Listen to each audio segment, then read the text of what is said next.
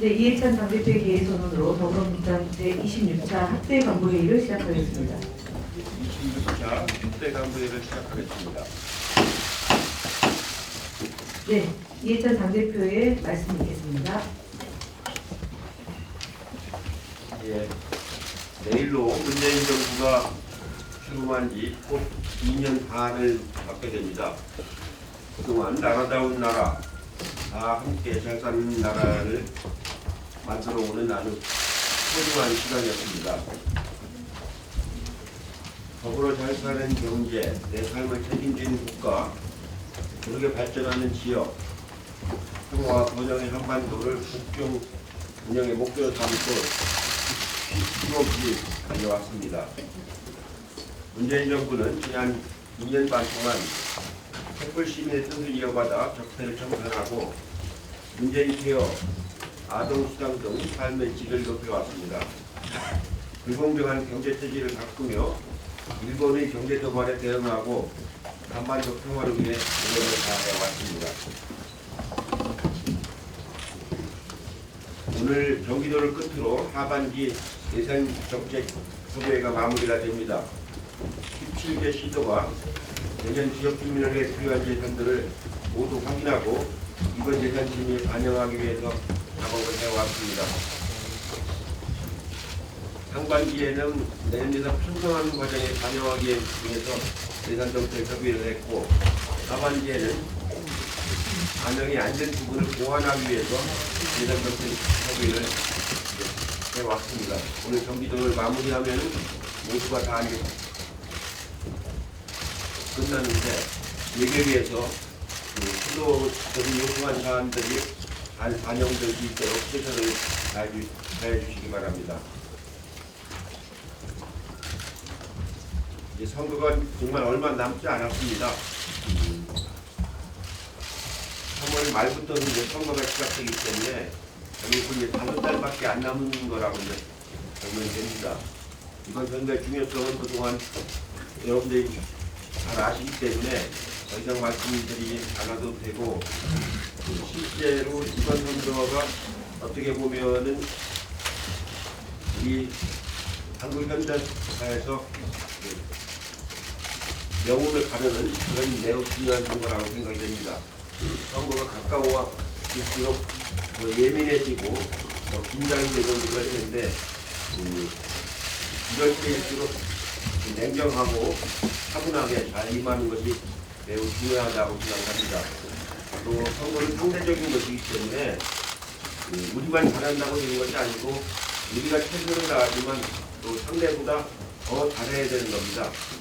여러 가지 지금 당당에서도 여러 가지 현상이 생깁니다. 특히 보수 통합을 얘기하는데 하는 논리를 보면은 자가당착적인 논리에 지금 빠져 있습니다. 그런 부분들을 우리가 잘 지켜보면서 우리 나름대로 말하자면 책임 있는 정당으로서의 모습을 잘 보여나가는 것이 굉장히 중요하다고 생각을 하고 있습니다. 지금부터 5개월이 굉장히 중요한 시기이기 때문에 후반에 소통을 잘하면서 준비를 해나가도록 하겠습니다. 고맙습니다.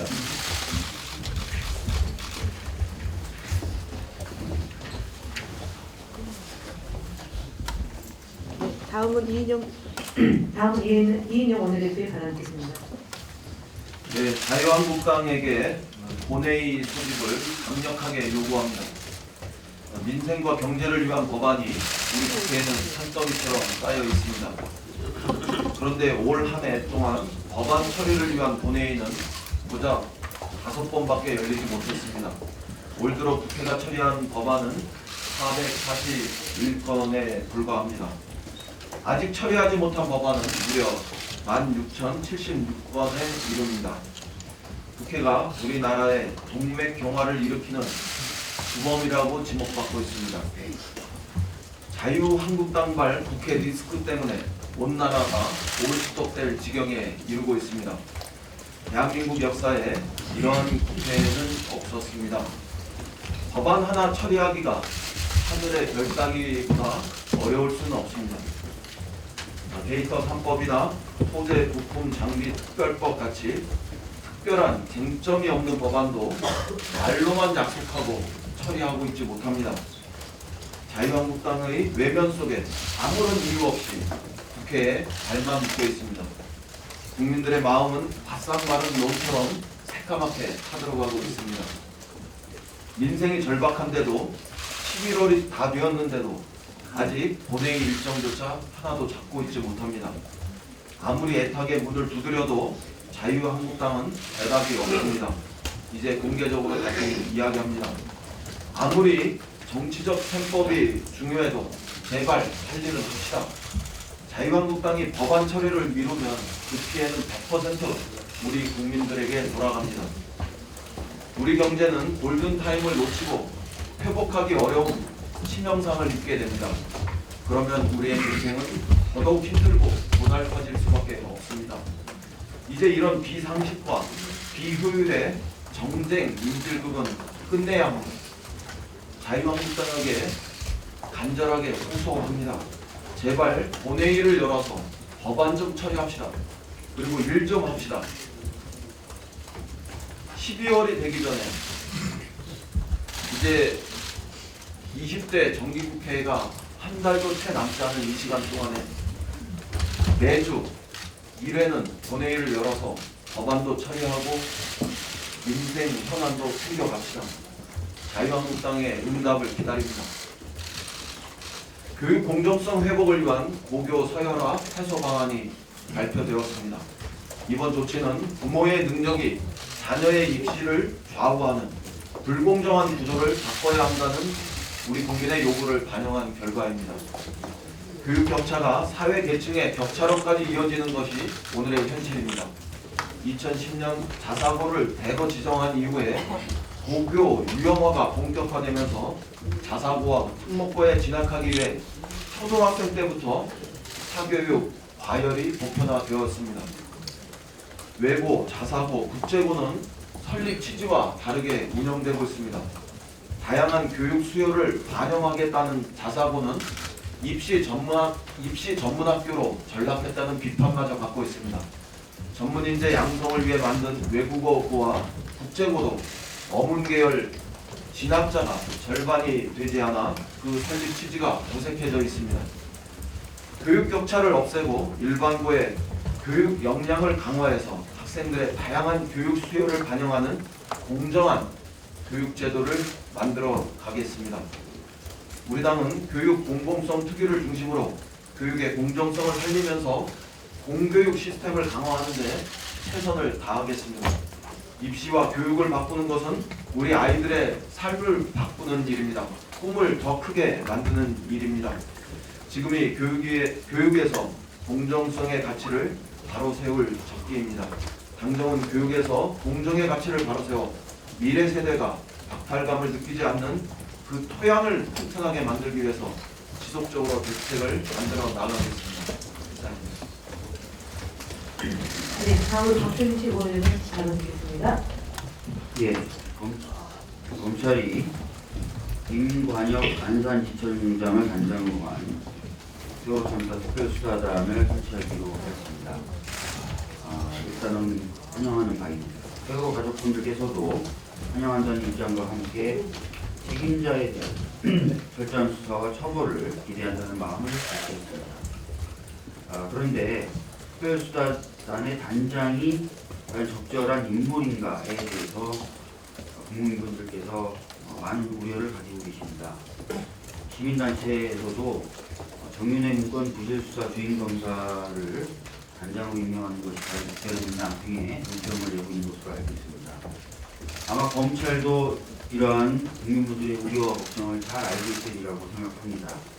이러한 오해와 우려 표시시키기 위해서라도 특별수사단은 이번이 진짜 마지막이다라는 각오로 철저히 진상규명과 책임자 처벌에 나서야 할 것입니다. 그 당도 검찰이 제대로 수사를 하는지 지속적으로 지켜보도록 하겠습니다.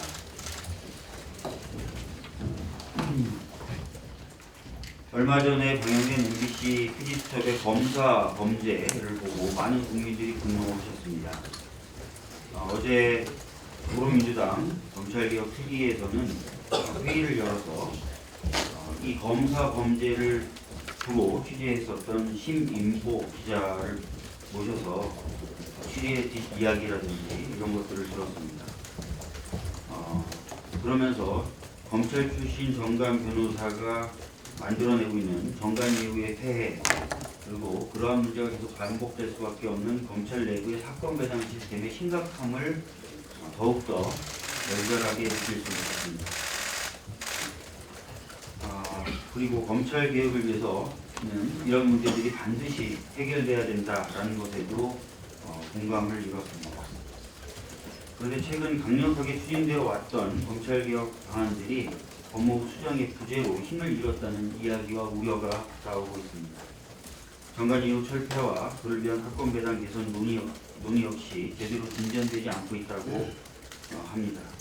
그 외에 법무검찰개혁위원회의 여러 공고도 최근에는 신속히 추진되지 않고 있다라는 평가가 있습니다.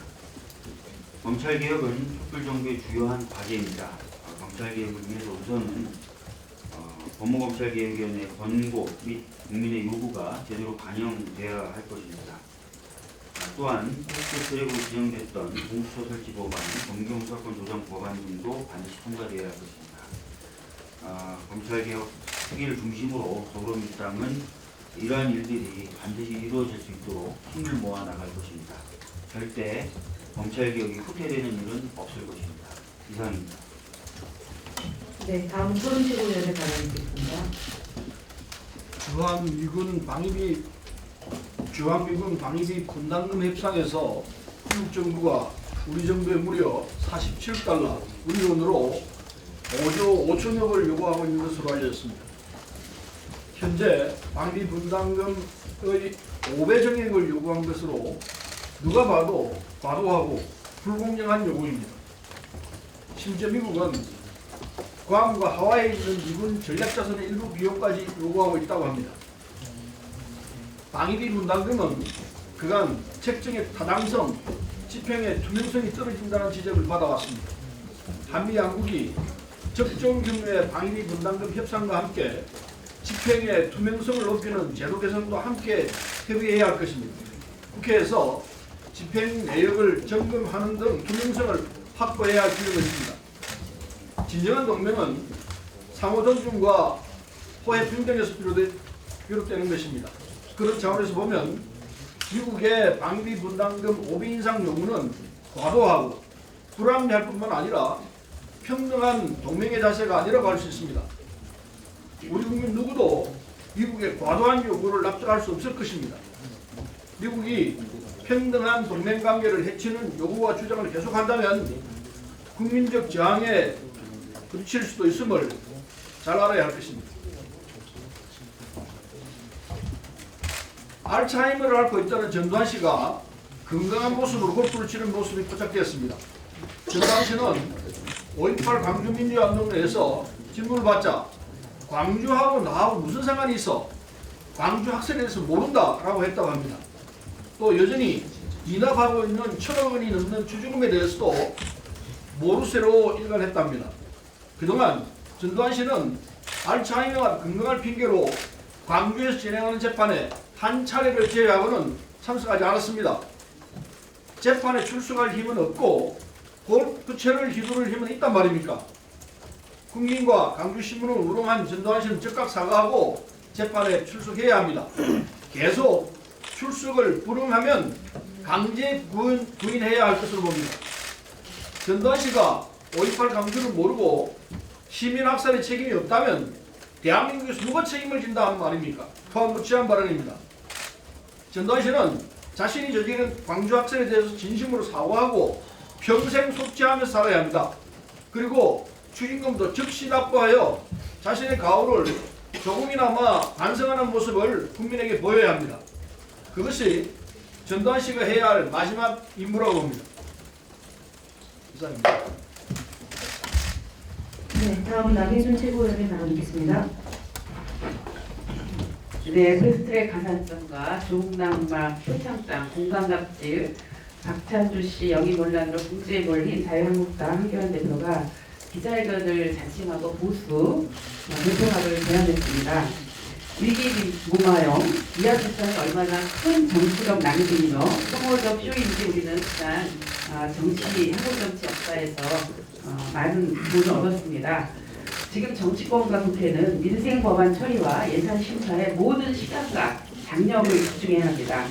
민생 현장에서 들리는 국민들의 목소리는 정말 절박하고 절실합니다. 모든 정당과 국회의원들이 민생을 우선 살리는 입법 활동에 예진에도 모자랄 상황입니다.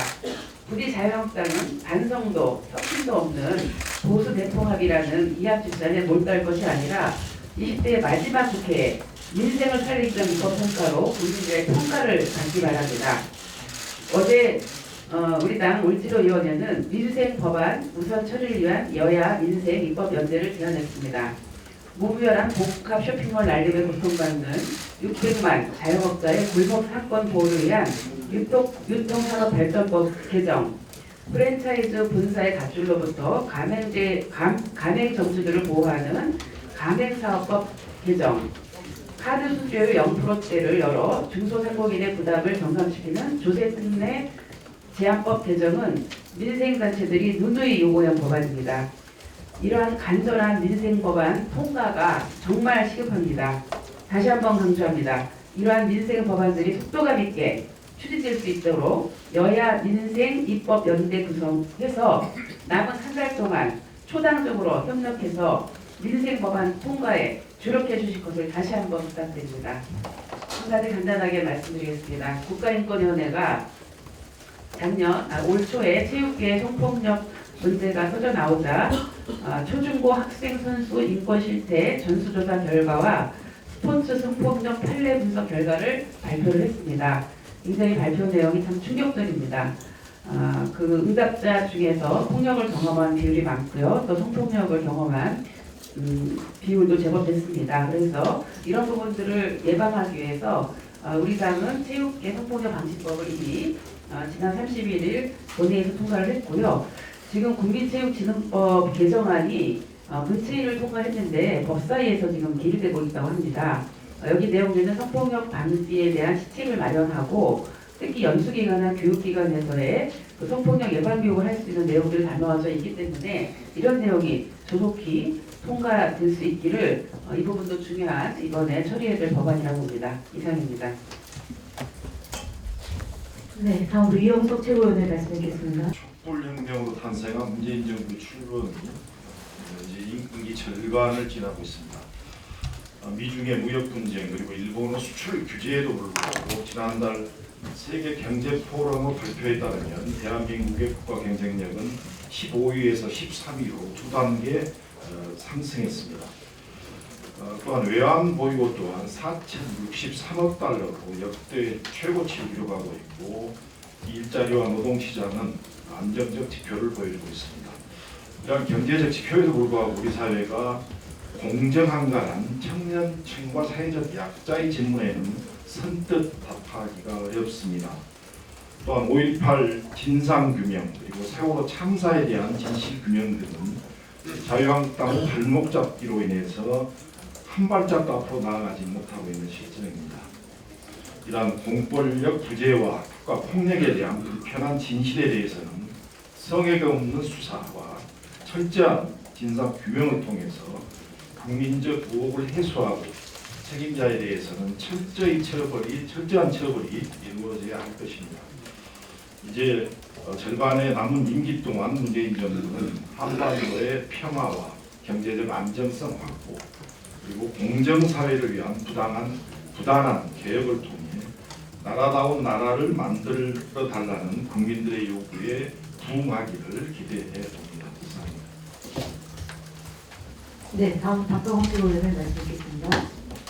네, 일찬 대표님도 말씀하셨습니다만 황교안 자유한국당 대표가 추진하는 보수통합은 결과도 불투명하지만 동기도 매우 불투명해서 대상이 되는 정당은 물론이고 자유한국당 내에서도 불발탄이 될 가능성을 걱정하는 그런 모습입니다. 시작부터 힘이 많이 빠진 모습입니다. 성급하고 무리하지 않았나 그런 생각인데요. 그 이유는 통렬한 자기 반성이 없고 또 국민을 위한다는 대의가 없고 보수 통합이라면서 보수의 가치가 없고 또 국민의 공감도 없는 사무 통합 시도이기 때문일 겁니다. 첫째, 반성이 없는 부분은 통합이 당위성을 가지려면 정경유착이나 또 국정농단, 인권 탄압, 세월호 참사, 민주주의 후퇴를 비롯해서 이명박 박근혜 정권 시절의 악정과 실정에 대한 통렬한 반성이 전제돼야 되는데 그리고 그것에 대해서 참여를 해야 되는데 이것은 오히려 당의 분열로 탄핵이 가결됐고 그래서 정권을 잃었다는 식의 시대착오적 인식을 보이고 있습니다. 이것은 국민의 촛불혁명을 완전히 모독하는 역사인식입니다. 언어도단이죠. 반성 없는 통합 시도가 설득력이 타당성이 없는 이유입니다. 둘째는 국민 없는 통합 시도입니다. 통합이 대의를 가지려면 국민을 위한 길이라는 절절한 설명이 있어야 되는데 이것이 없습니다. 그러면 이것은 정치인들의 정치 생명을 연장하기 위한 그런 시도라는 것을 스스로 드러내는 것일 뿐이다 하는 점을 지적하고 싶습니다. 셋째는 보수 없는 보수 통합입니다. 통합의 설득력을 가지려면 보수의 가치를 지키겠다는 선언이 있어야 되는데 자유한국당은 그동안 품격보다는 막말, 설득보다는 선동, 비판보다는 비방과 조롱이 익숙한 그런 모습을 보여왔습니다. 극우의 모습에서 벗어나지 못하고 있습니다. 보수의 가치는 없고 공학만 무성한, 정치 공학만 무성한 도시란 통합 시도다 하는 지적을 하지 않을 수 없습니다. 넷째는 공감 없는 통합 시도입니다. 셀프 표창장, 공천 가산점, 박찬두 대장 영입, 그리고 계엄령 문건 등으로 국민의 비판과 의혹의 중심이 된 상황에서 이 국면을 회피하기 위한 용도가 아니냐 하는 의심을 받기에 충분하다고 할 수 있습니다. 반성 없고 국민 없고 보수 가치 없고 공감도 없는 그런 통합 시도는 아무래도 국민들을 위한 것이 아니기 때문에 과거의 낡은 정치를 다시 그대로 계속하겠다는 선언과도 같다 이렇게 말하지 않을 수 없습니다. 통합 논의보다는 민생을 위해서 힘을 함께 모으는 책임 있는 야당의 모습으로 돌아오길 진심으로 원합니다. 자유한국당이 내년도 예산안을 포퓰리즘이라고 비난하고 있습니다. 억지 주장이고 묻지마 정치 공세입니다. 내년도 예산안을 정확하게 표현하면 책임재정, 적극재정, 균형재정이라고 할 수 있습니다. 지금껏 제대로 하지 못했던 재정 기능을 정상화하겠다는 겁니다. 우리나라 GDP 대비 중앙정부 재정 지출 규모를 한번 봤더니 1981년 39년 전이죠. 38년 전이네요. 그때 23%였습니다. 그런 것이 2017년에 21.9%로 낮아졌습니다.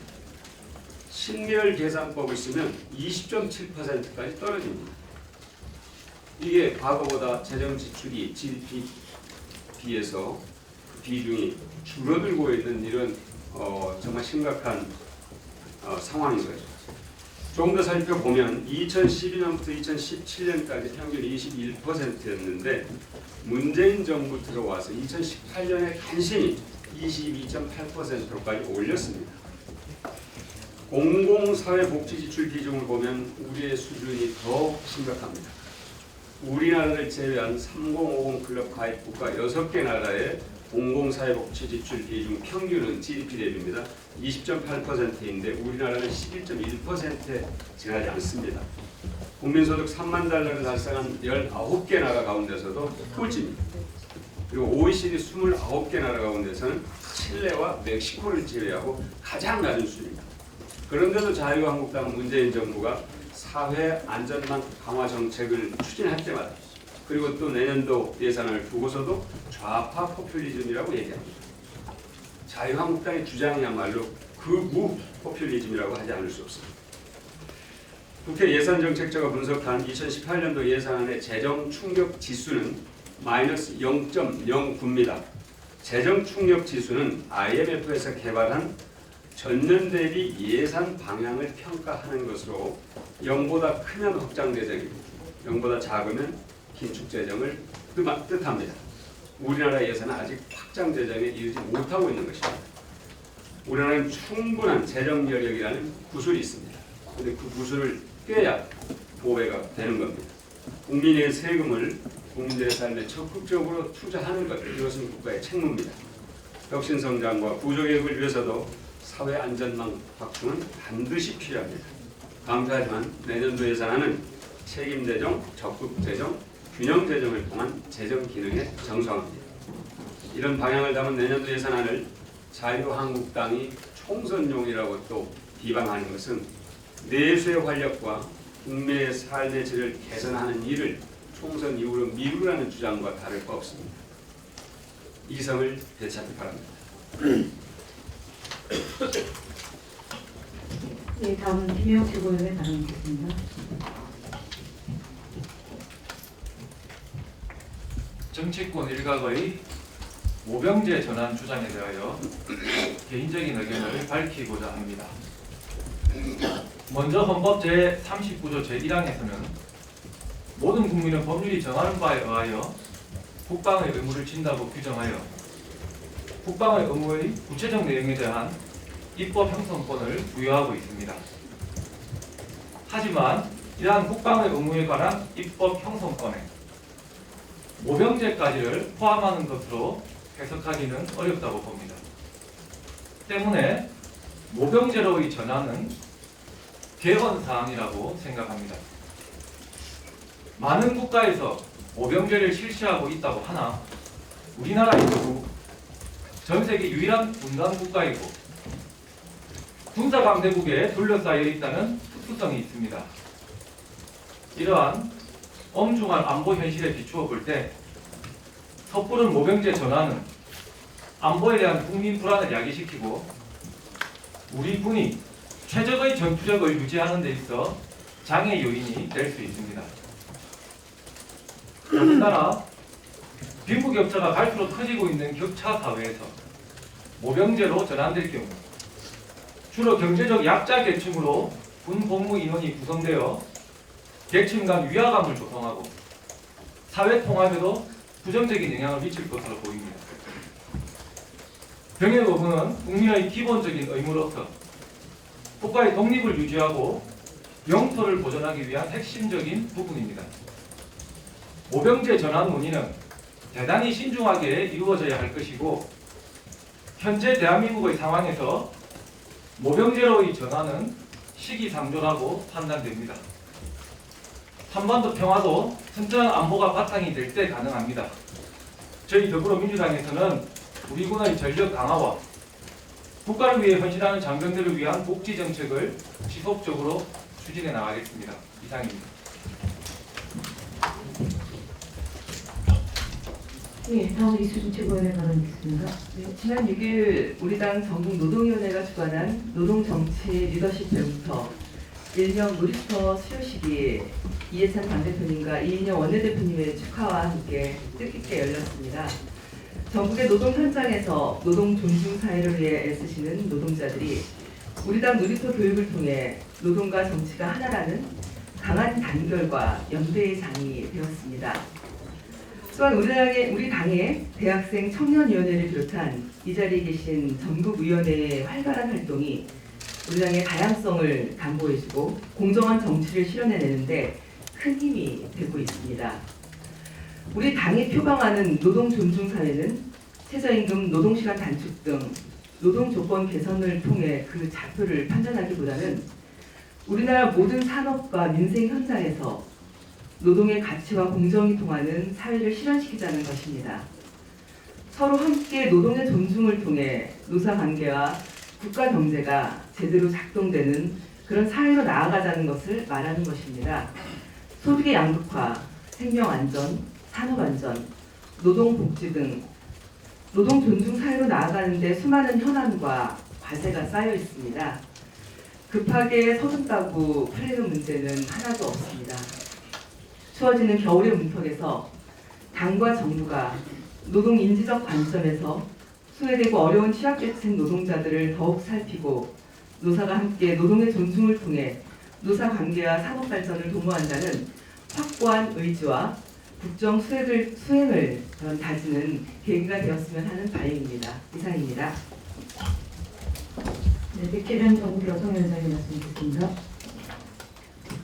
공정, 혁신, 미래는 지난 5일 우리 더불어민주당 총선기획단이 본격 출범하며 내건 핵심 키워드입니다. 이번에 구성된 총선기획단은 이미 언론에서도 호평받은 것처럼 당 내에 다양한 목소리를 들을 수 있도록 구성되었습니다. 여성 인사는 전체 15명 중 5명으로 33%, 청년은 4명으로 27%입니다. 여성과 청년을 찾아볼 수 없는 타당과는 비교가 되지 않습니다. 그러나 여기서 만족할 수 없습니다. 여성 인권 향상도, 여성의 정치 참여 확대도 제도화 없이 그냥 얻어지지는 않습니다. 제도가 변해야 그 결과가 달라집니다. 그렇기 때문에 여성 지역구 30% 의무 공천 법제화가 중요합니다. 지역구 30% 여성 의무 공천 입법화에 적극 나서주시기 바랍니다. 또한 30% 의무 공천 법제화 노력은 각종 선거 관련 기구에서의 여성 의원 비율을 늘리는 것부터 시작하여야 합니다. 우리 당의 당원 당규상에 공천관리위원회는 여성 의원을 50% 이상 구성하도록 되어 있습니다. 이에 반해 전략공천위원회, 비례대표 공천관리위원회는 여성 의원 구성 비율이 30% 이상으로만 규정되어 있습니다. 이 위원회들도 공천관리위원회처럼 여성 50% 이상으로 구성될 필요가 있습니다. 논의 단계에서부터 여성의 목소리가 반영되어야만 지역구 여성 공천 30%의 벽을 넘을 수 있을 것입니다. 지역구 여성 공천 30%의 벽은 여전히 단단하고 높아 보이지만 우리 민주당은 6.13 지방선거에서 기초의회 지역구 여성 공천률 38%를 실현한 최초의 정당입니다. 우리 전국여성위원회는 2020 총선에서도 지역구 여성 공천률 30%의 벽을 넘은 최초의 정당이 될 수 있도록 총선 기획단과 함께 노력할 것입니다. 여성에게 공정한 기회가 열릴 때 총선 승리는 더욱 가까워집니다. 여성이 앞장서서 2020 총선 승리를 이끌어내겠습니다. 네, 다음으로 장경태 전국청년위원장의 발언 듣겠습니다. 전국청년위원회는 어제 예비군 훈련수당 현실화를 촉구하는 기자회견을 가졌습니다. 국가 공동체를 위해 국민의 헌신을 요구하는 일일수록 예우와 보상에는 부족함이 없어야 합니다. 3일간 생업을 중단하고 입영훈련에 참여하는 보상으로 고작 32,000원이 지급되고 있습니다. 취업준비, 아르바이트를 하는 청년들 뿐만 아니라 청년 자영업자는 며칠간 사업을 아예 접어야 하는 상황입니다.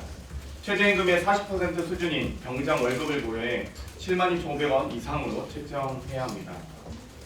최근 모병제 단계적 전환이 이슈가 되고 있습니다. 2020 원더키드의 우주탐험 이야기처럼 먼 이야기가 아닙니다. 이제는 우리 사회가 고민하고 논의해야 할 사안입니다. 인구 절벽이 가속화되어 징집대 유지 자체가 어려워지고 있습니다. 숙련되어 병장이 되면 전역하는 것이 아니라 직업군인이 훈련된 임무를 수행할 수 있게 해야 합니다. 도절 청년이 군입대로 취업 단절이 불가피하지 않게 해야 합니다. 지금의 전쟁은 사람 수로 하는 것이 아니라 무기가 하는 것입니다. 병사가 소총 들고 하는 것이 아니라 전투기, 탱크가 하는 시대입니다. 모병제는 군대를 정예화, 선진화하여 국방력을 강화하는 방안입니다. 모병제는 직업군인의 수가 증가하여 청년 일자리를 만드는 방안입니다. 모병제는 누구는 가고 안 가고의 문제가 아닌 복무한 사람에게 충분한 보상과 예우를 해주는 방안입니다. 우리 사회가 고질적으로 갖고 있는 청년 실업, 병역 기피, 남녀간 차별, 병역 단절 등의 문제를 해결할 수 있는 방안입니다. 문제는 전환 시기와 전환 과정입니다. 모병제 단계적 전환 등 우리 사회가 미래로 한 걸음 더 나아갈 수 있는 비전을 제시하고 점진적으로 추진해 가야 합니다. 청년의 한 달을 40만 원 정도로 산정한 병사의 월급, 청년의 3일을 32,000원으로 산정한 동원훈련 보상비, 2020년은 그동안 평가절하되어 온 청춘의 값을 다시 산정해야 할 때입니다.